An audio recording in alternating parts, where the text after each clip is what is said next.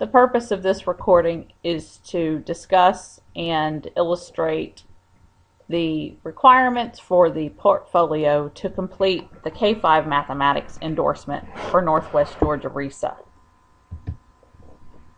This requirement is the last activity for the entire program.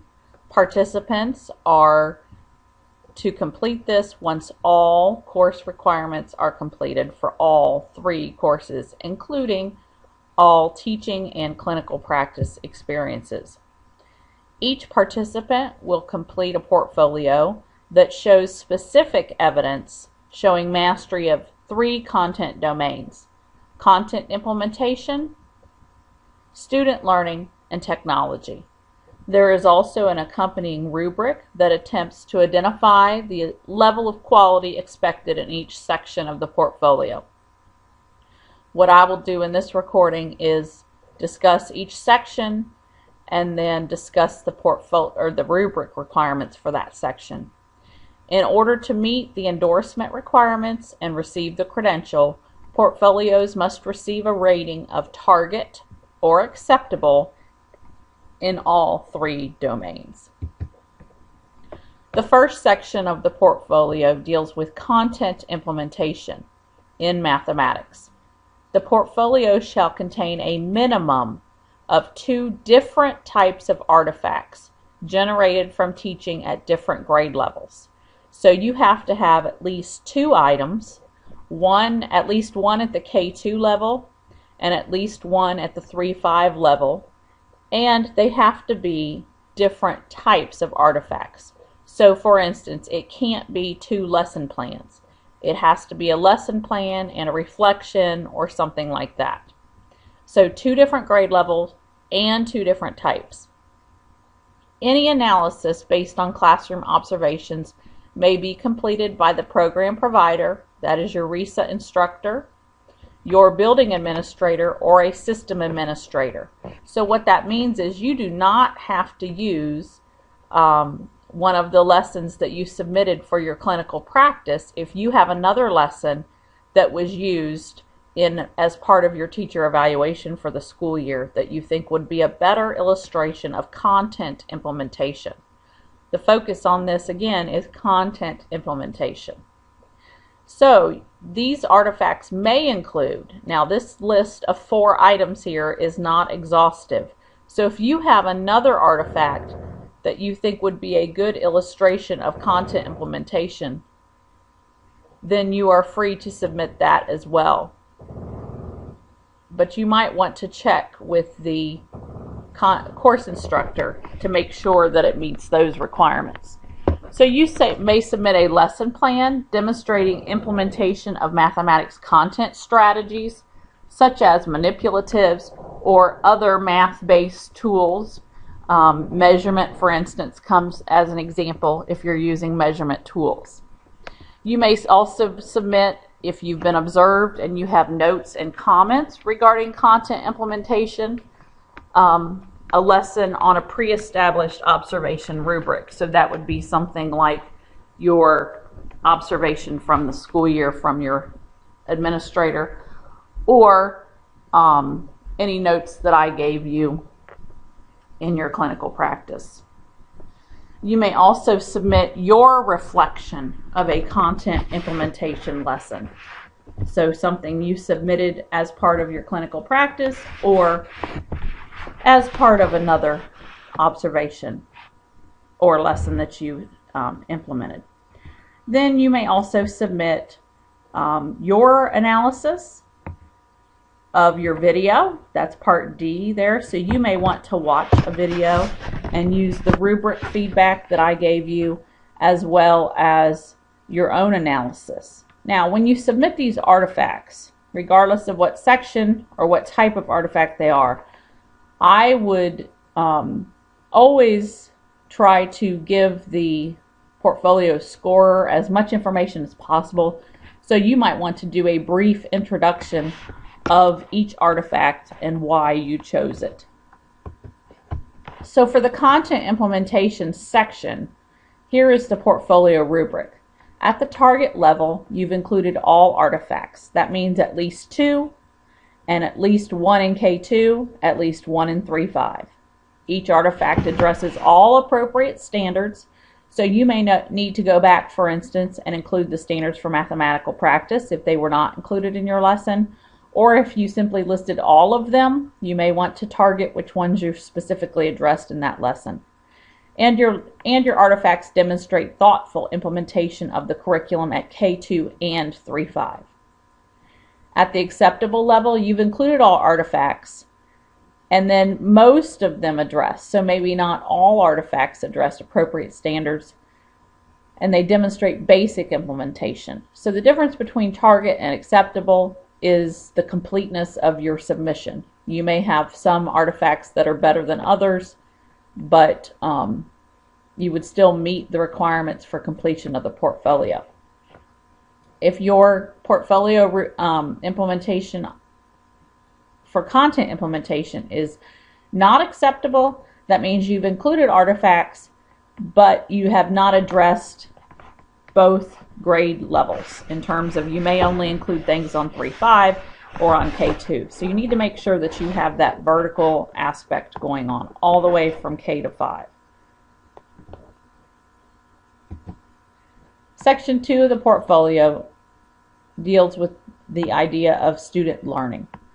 Again, the portfolio shall include a minimum of 2 different types of artifacts, illustrating evidence of mathematics program participation and its impact on student learning. So what has this endorsement done to impact student learning in your classroom? Now, if you notice, this does not have to be at the K2 and 3.5 grade levels. So these 2 artifacts may come from your classroom. That is fine. So some artifacts include samples of student work with your commentary, and I would say you would want to have a minimum of 3 samples of student work at different levels of achievement, a sample of student work that meets the standard, a sample of student work that does not meet the standard, and a sample of student work that exceeds the standard to show the range of student learning in your classroom. You may also want to include implementation results of a lesson developed using student assessment data. So you may have given a pre-test or a post-test from a lesson or a unit, and you may then want to share the results of the lesson you developed in response to that data. You may also include implementation results of a differentiated lesson based on student readiness, learning style, or interest. Now, with these possible artifacts listed in B and C, you notice it says implementation results. So this is your analysis of what happened when you implemented a lesson where you planned differently based on either student assessment data or planning for differentiation. So that's what B and C mean there. Another artifact you may includes your response to a lesson observation rubric completed by an observer. So if you got a rubric back from your instructor or your administrator where there were items for improvement that dealt with student learning in particular, you want to include your response that will be specific suggestions for lesson modifications, which may include differentiation for the next time you implement the lesson, enrichment, and or remediation strategies. Then finally, your artifacts may include your reflections with suggestion for differentiation. So for instance, there may be a lesson that you submitted as part of your clinical practice where you had a reflection where you said, I need to do more differentiation, assessment, enrichment, or remediation in that lesson. So again, Section 2 deals with student learning. So it's about how the endorsement program has impacted student learning in your classroom particularly, or with students that you worked with. You may want to use one of your out-of-grade band lessons, but the hard part with that is that you may not know the students well enough to really talk about how the student learning was affected. So the rubric for this section of the portfolio. At the target level, you've included all artifacts and with your reflections showing thoughtful self-assessment and response. Now, just because you're talking about student learning doesn't mean you get off the hook on the standards, so your lessons have to adequately address all appropriate standards. At the acceptable level, which is also possible for you to meet the requirements for the portfolio, you've included all artifacts, but maybe only some of your reflections are very thoughtful and thorough. And you may have some standards that maybe aren't being addressed most of, at an appropriate level. Then at the not acceptable, which would require you to resubmit your portfolio in this section, where you might include some artifacts, but your standards are not being addressed, most appropriately. So again, this section is about student learning. The third section of the portfolio is technology integration. And in this section, the portfolio shall contain at least one artifact demonstrating the integration of available technology into mathematics instruction. So a couple of items here. First of all, it has to be just one artifact at least, and you're using the available technology. So you're not being asked to go out and purchase calculators or purchase some kind of software program to demonstrate technology integration. So it's what you already have available to you. Possible artifacts include, you can have a lesson plan that incorporates technology. You could have a reflection of a lesson incorporating technology. Or you could have your analysis or an observer analysis of a video illustrating the incorporation of technology into mathematics instruction. So this might be one where you take one of your videos that you use for your clinical practice and watch it again and analyze how well the technology fostered the, facilitated the lesson as well as the student learning. And again, this is just one artifact. So the rubric for technology integration for the portfolio. At the target level, your artifact, you only have to have one, but it demonstrates technology being used as an integral part of the lesson. What that means is that if you did not have the technology available to you or in use, student learning would not be at such a high level. At the acceptable level, you have artifacts that demonstrate an effective use of technology, but it's not necessary for the lesson.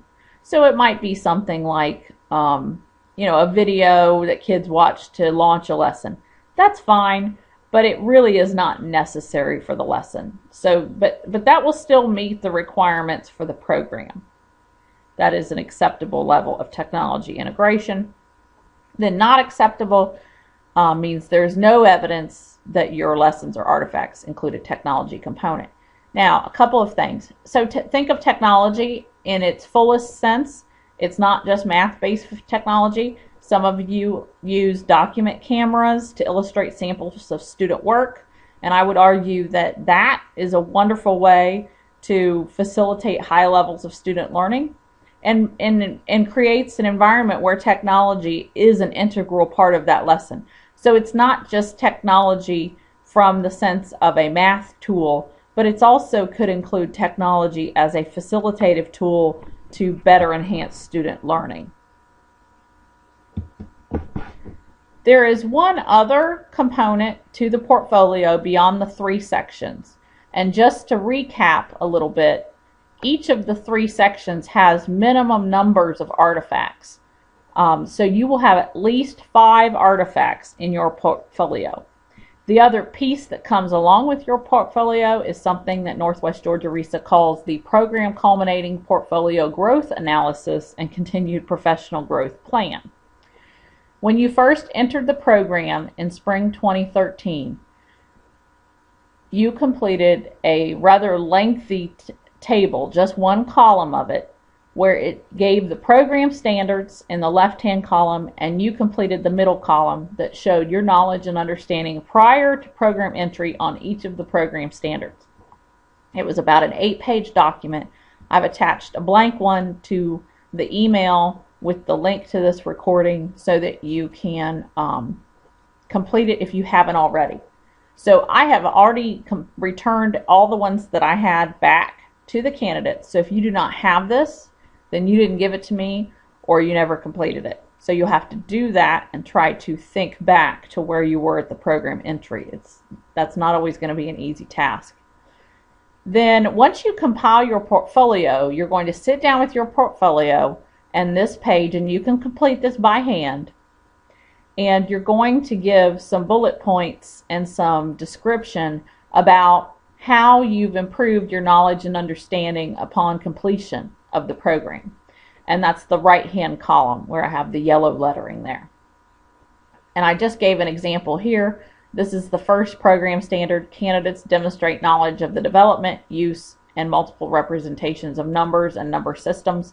So you would talk about how you've grown in that area and use the middle column that you completed over a year ago to discuss and help you remember how you've changed.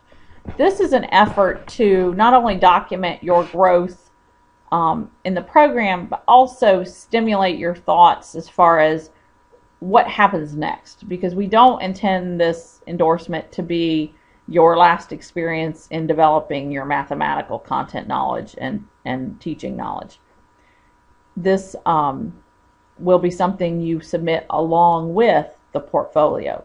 So this will kind of be the way to round out your demonstration of your knowledge and development in the program standards. So a couple things to think about as you've hopefully picked up on in looking through the portfolio requirements. This portfolio is not simply submitting everything you've done for the coursework and video lessons. You are only going to submit 5 artifacts. You can submit more if you think you need to, but you will have a minimum of 5 artifacts from the entire program. This portfolio becomes a part of your permanent file at RESA. You will not receive it back. You will receive it back if you have issues where you have not met the target or acceptable levels, and you will have to redo those sections and resubmit. So when you submit it to RESA, you will need to keep a copy for yourself. And please feel free to contact me if you have questions. My email address is in your file, as well as any kind of issues you have in submitting it on time. I will address the due date in a separate message that accompanies all of the portfolio files.